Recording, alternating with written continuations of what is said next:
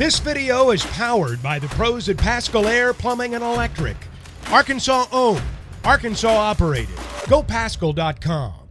You know, to do what happened to them last week, and then them to come back and play like they did. I want to give them a lot of credit. They had a nice game plan of trying to control the clock and letting it run down and things. I think we had 9 drives all day, and they were very physical. I thought they out-physicaled us in the first half, especially. But congratulations to them. I told Coach after the game that the score was much closer than 28-6, I felt like, and that he did a wonderful job with his team. They'll have a good football team. They continue to work through him. He's a good football coach, and we've got a lot to get better at. I'm sure you'll ask me about it.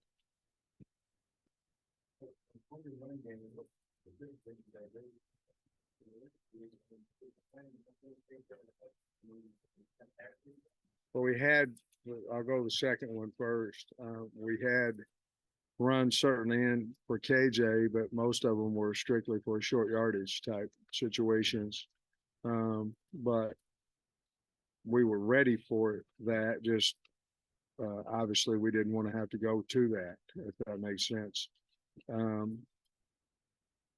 We were missing blocks. You know, any type of movement bothered us. There were some times when we didn't have an RPO on the back end. The safety came in and hit us.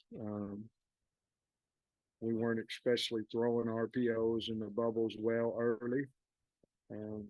So we took them off of the back end. And so we're just not, the last drive was what we were anticipating would happen the entire day. Where we're covering them up, moving them 6, 8, 4, 5, whatever it is at a time. It's frustrating right now for the kids, for the coaches, that we're not running the ball consistently, and we'll continue to work on it.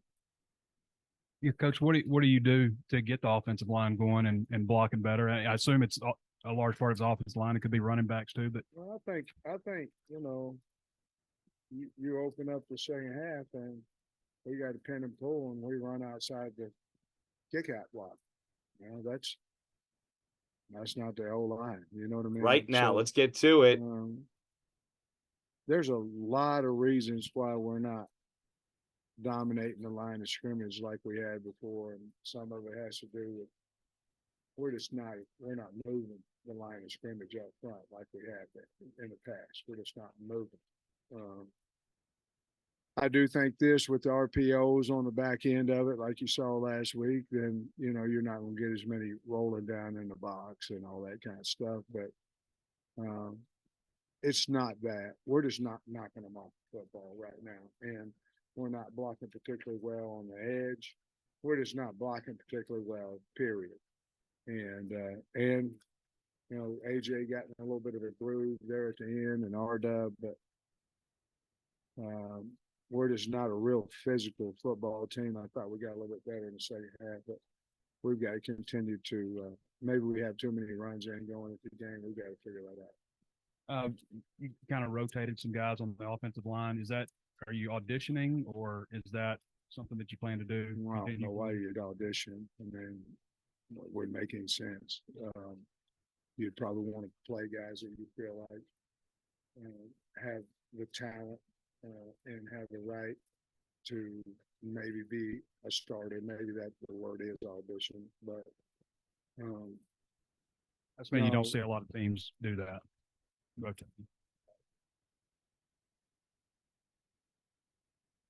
Okay.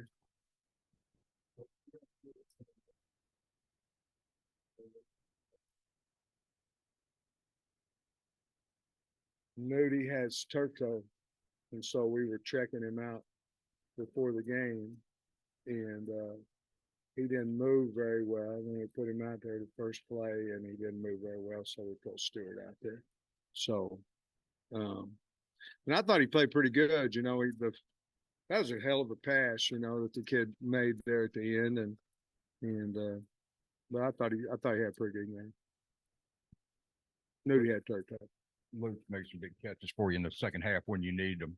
The tight end, talk about him just coming through there for you. Yeah, I mean, we had second 18, and he got about 8, maybe 7, 8 to get us to the next one, and it just seemed like he was, he turned up and got a first down on one. He's a tough guy. He's blocking better, but he's a guy we've got to continue to target. Antonio Greer came in first game.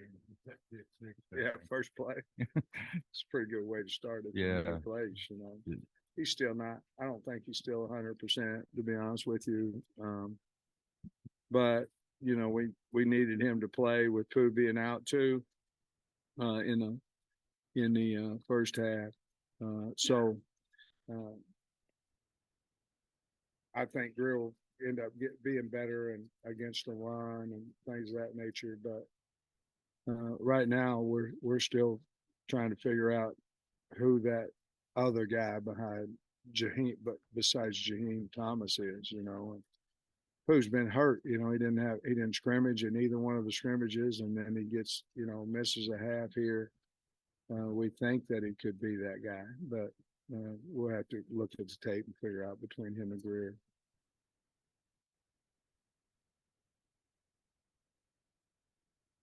Yeah, wasn't that crazy? He catches everything.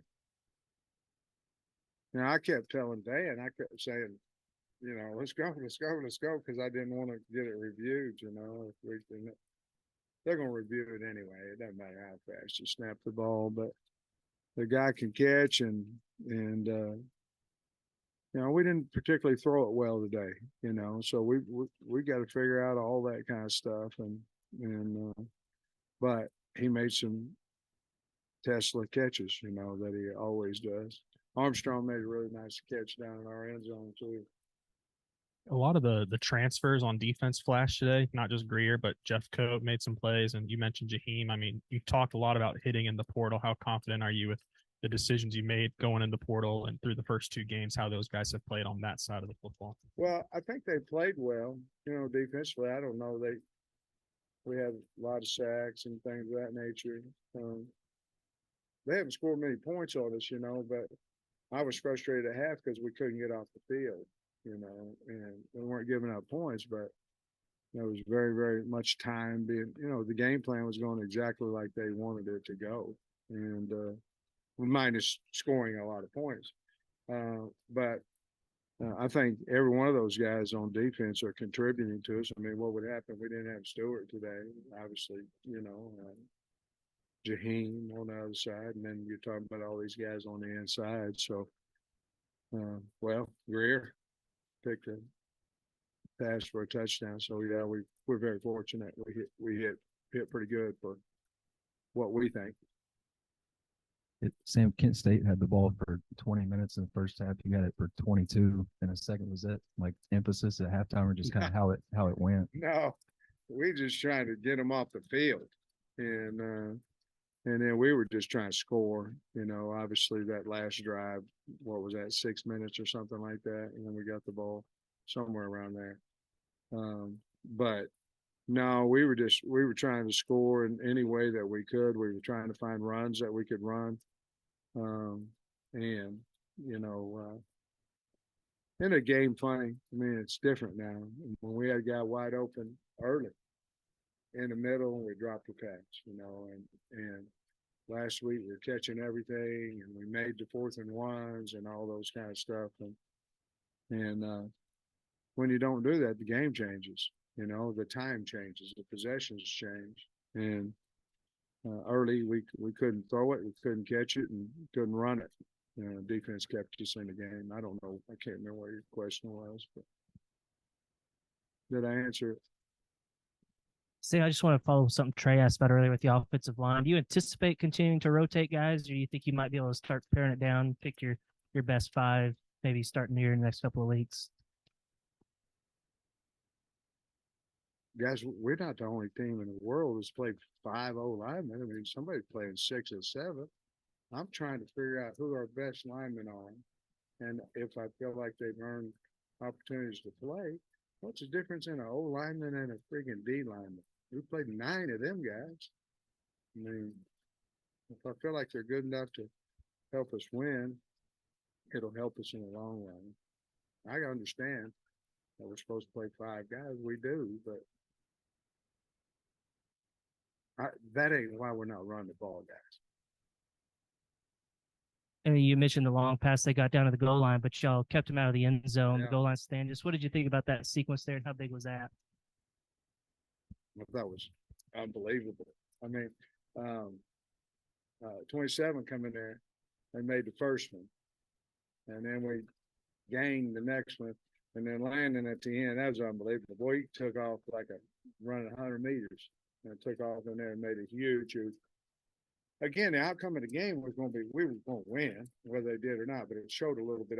I was really excited for the kids after in the locker room. Sam, I don't know anything about the offensive line. A couple defensive questions. Listen, we've made too much out of that. I'm sorry that I've coached line for 30 some years. I know how to coach offensive line, and I'm trying to get our guys ready, but I should not. I should have answered it just like that. All right, Bob. Okay. Sorry about that. I thought maybe the biggest sequence was when you guys didn't get the 4th down. It's 14-6. They got a lot of momentum. Kent State does. They're all excited. Then you guys push them back to where they came and try a field goal. When I went for it on 4th, yeah. yeah. How big was that? Yeah, and what do you think of the defensive sequence there? Well, I love them. I mean, I can tell you the analytics say to go for it. The Sam analytics says don't. And I went for it. And now we went for it on 4th and 4 too. And we end up scoring. You know what I mean? But I told the team, I said, I thought we was going to make it. And I thought if we don't, I felt like defense would hold them for no more than a field goal. I didn't know he was going to push it back and make them punt.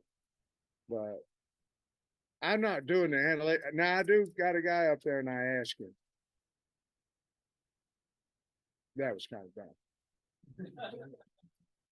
But I mean, yeah, how big was that sequence for the defense? It was huge. But going for it, 4th and 1 on your own 34. I don't care what the book says.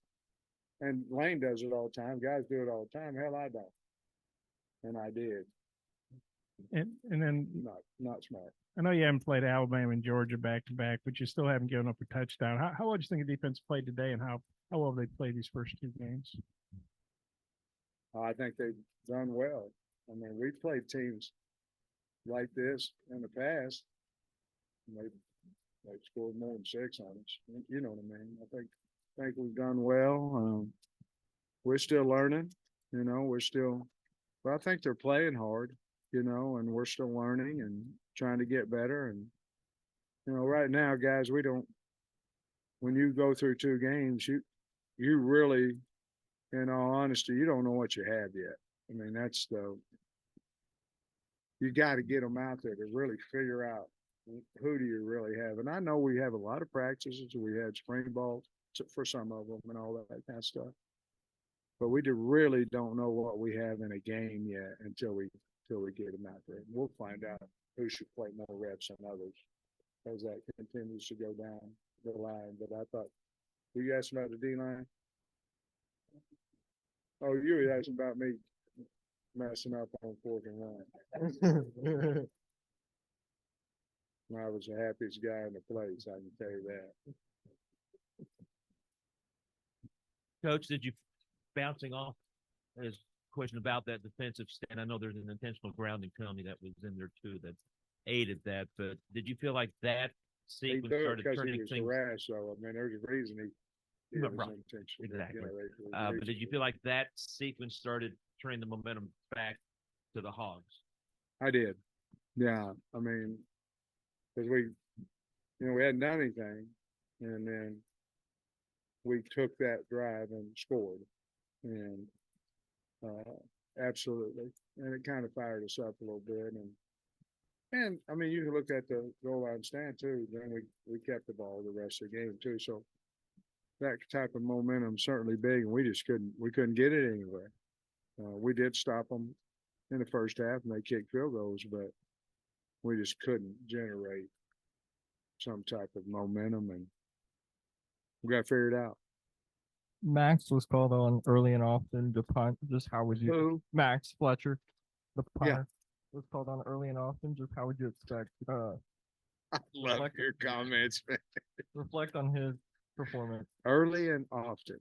I think early he kicked good and often he kicked good. I don't remember him shanking one or anything like that. I don't know what he averaged, Kyle. 45. Wasn't as good as last week. He averaged 49. But did they have any punt returns for yardage? I don't think they did they? 45 net. I think that's pretty good early and quite a few times.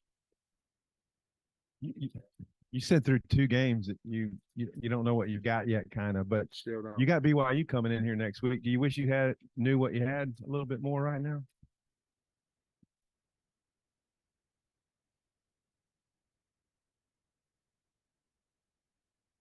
You guys got some questions now. Well, I know we have KJ, and I know we've got left tackle, right? I'm trying to find more than 22 guys. I know who we have as the starters, and I'm trying to find out how many guys can we win with. And we've had the greatest opportunity in America to do that with Western Carolina and Kansas State, and we're 2-0. So if I'm trying to find out who we can win an SEC with, and I'm not concerned about BYU, and because we played 3 corners and 4 linebackers and all that, I think we're helping our football team for SEC play. Hey, Coach, I'm just curious what the locker room was like at halftime. What would you guys do to try to get them up? And Trey, it wasn't good, bud. But we were talking about, we talk about adversity all the time, and we're saying it don't have to get there when you just solve problems and all that. But when you have an entire half of problems, it wasn't a panic, but it was basically we're hitting them. They're gaining 3 when we hit them.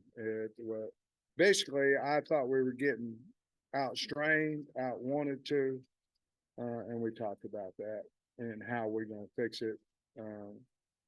We'd had a few things that caused them trouble on defense, so we continued to want to go on that. And on offense, I told Dan, I said, I don't care. I'm not worried about how many rush yards we have. I'm trying to score a point. However we're going to score it, I don't care. But we just weren't throwing and catching it very good either. So, a lot of times you can hang your hat on one of them. And so we just challenged the offense to be more physical, strain harder. And I'm trying to make something a lot better out of the second half than what I really believe that it was. It was better, but it still wasn't good. And so but I think they played harder.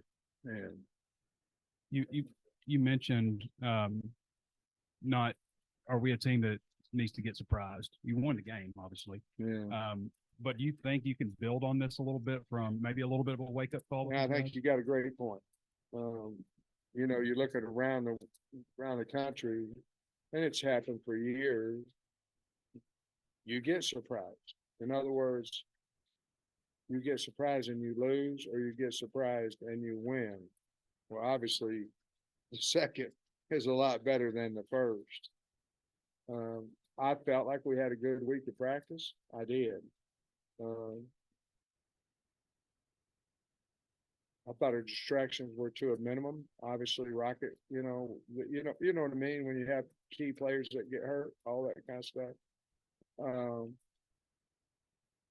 But we didn't come out like I thought we would come out on a home opener, and that bothers me. But I think we can fix. I love our kids, and I love the locker room, the culture.